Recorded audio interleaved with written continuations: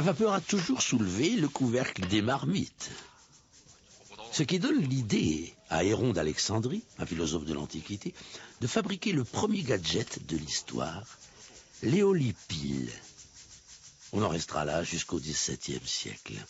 À cette époque, Newton imagine cette marmite à réaction. Ces expériences, comme celle des hémisphères de Magdebourg, montrent qu'en faisant le vide, on pourrait utiliser une force formidable, la pression atmosphérique. Denis Papin découvre que la vapeur permet d'obtenir ce vide. Il a l'idée de l'utiliser pour faire mouvoir un piston. Il pense ainsi faire avancer un bateau. Hélas, sans succès.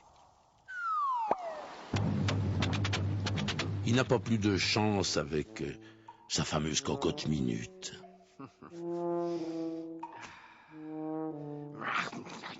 Elle ne nourrit pas son inventeur.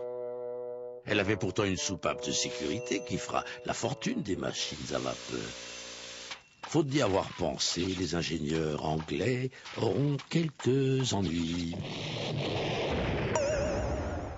C'est pourtant l'un d'eux, James Watt, qui réalise la première machine moderne.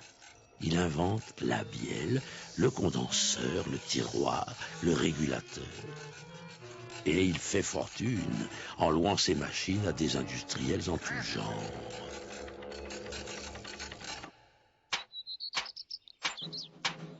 En France, un ingénieur militaire, Joseph Cugnot, construit un chariot à vapeur qui, selon une légende tenace, aurait causé le premier accident d'automobile. Richard Trevithick, encore un Anglais, réalise cet engin bizarre. Comme il ne résiste pas au chaos de la route, il le met sur rail. C'est la locomotive. Pour l'améliorer, on lance des concours. Un participant qui a caché un cheval dans sa machine est éliminé. Stevenson gagne à 30 km de moyenne. La première ligne est ouverte. On garde quand même des chevaux en réserve pour les côtes. À Paris, Fulton installe une machine à vapeur sur un bateau et coule aussitôt. Il repêche sa machine et recommence. Son bateau remonte la Seine en tirant 2 grosses barques.